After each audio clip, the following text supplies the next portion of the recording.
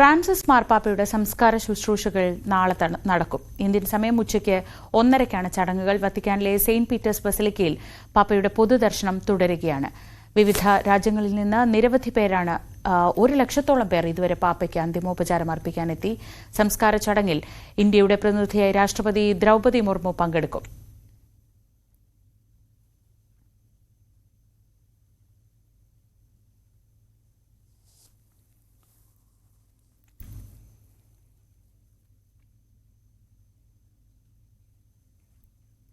Francis മാർപ്പാപ്പയുടെ സംസ്കാര ശുശ്രൂഷകൾ നാളെയാണ് വത്തിക്കാനിൽ നടക്കുന്നത്.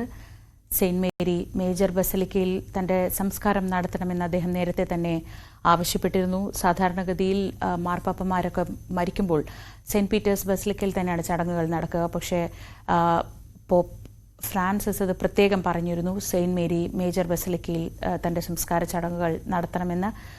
വലിയ രീതിയിൽ ദീർഘമായ പൊതുദർശനം നടത്തരുതെന്നൊക്കെയായിരുന്നു മാർപ്പാപ്പയുടെ ആഗ്രഹമെങ്കിലും അദ്ദേഹം ലോകത്തിന്റെ മുഴുവൻ ആത്മീയ നേതാവാണ്. അതുകൊണ്ട് തന്നെ ലക്ഷക്കണക്കിന് ആളുകളാണ് അങ്ങോട്ടേക്ക് അന്ത്യാഞ്ജലി അർപ്പിക്കാനും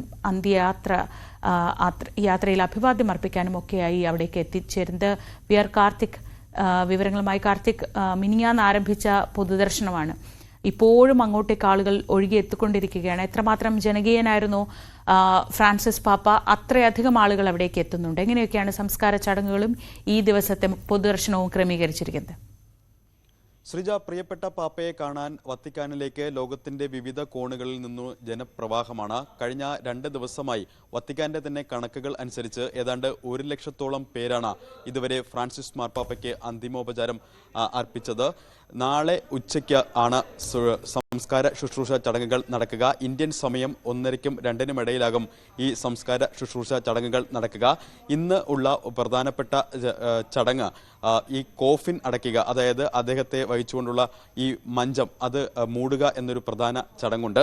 ആ ചടങ്ങിന് നേതൃത്വം വഹിക്കുക കാമർലെങ്കോ ഫെയർവെല്ലാണ്. അദ്ദേഹത്തിന്റെ നേതൃത്വത്തിൽ കർദിനാൾമാർ ആ ചടങ്ങ് നടത്തിയാൽ പിന്നെ പാപ്പയുടെ മുഖം കാണാനാകില്ല. വത്തിക്കാന്റെ പ്രാദേശിക സമയം 8 മണിയോടുകൂടിയാണ് ആ ചടങ്ങ് നടക്കുക. കോഫിൻ മൂടുന്നതിന് മുൻപ് അദ്ദേഹത്തിന്റെ ജീവിതരേഖ, അതോടൊപ്പം തന്നെ അധികാര ചിഹ്നം അതടക്കമുള്ള കാര്യങ്ങൾ ആ കോഫിനിൽ നിക്ഷേപിക്കുന്ന ഒരു ചടങ്ങ് കൂടിയുണ്ട്. അത്തരത്തിൽ ഇന്ന് നടക്കുന്ന സുപ്രധാന ചടങ്ങ് അതാണ്.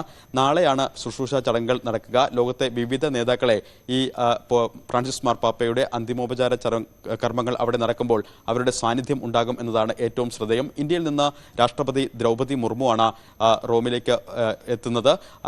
രാഷ്ട്രപതി ദ്രൗപദി മുർമു ഇന്ന് മാർപ്പാപ്പയ്ക്ക് അന്തിമോപചാരം അർപ്പിക്കും. അതോടൊപ്പം തന്നെ US president Donald Trump, UK പ്രധാനമന്ത്രി Keir Starmer, French president Emmanuel Macron അടക്കമുള്ള പ്രമുഖരെ നാളെ അവിടെ പ്രതീക്ഷിക്കുന്നുമുണ്ട്. അവർ എത്തുമെന്ന് ഏതാണ്ട് സ്ഥിരീകരിച്ചിട്ടുമുണ്ട്. സെലൻസ്കി അടക്കമുള്ളവരുടെ സാന്നിധ്യത്തിൽ ആവും ഈ സംസ്കാര ചടങ്ങുകൾ എന്നതും ശ്രദ്ധേയമാണ്. എന്തായാലും പ്രിയപ്പെട്ട പാപ്പയെ അവസാനം നോക്കുകാണാൻ വത്തിക്കാനിലെ സെന്റ് പീറ്റേഴ്സ് ബസിലിക്കയിലേക്ക് രാത്രിയും ജനപ്രവാഹമാണ്.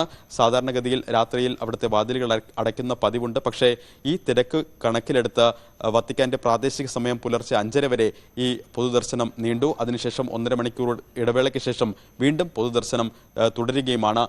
പ്രിയപ്പെട്ട പാപ്പയ്ക്ക് അന്തിമോപചാരം അർപ്പിക്കാൻ വിവിധ കോണുകളിൽ നിന്ന് ലക്ഷങ്ങളാണ് ഇതിനോടകം അവിടേക്ക് എത്തിയത് എന്നതും ശ്രദ്ധേയം.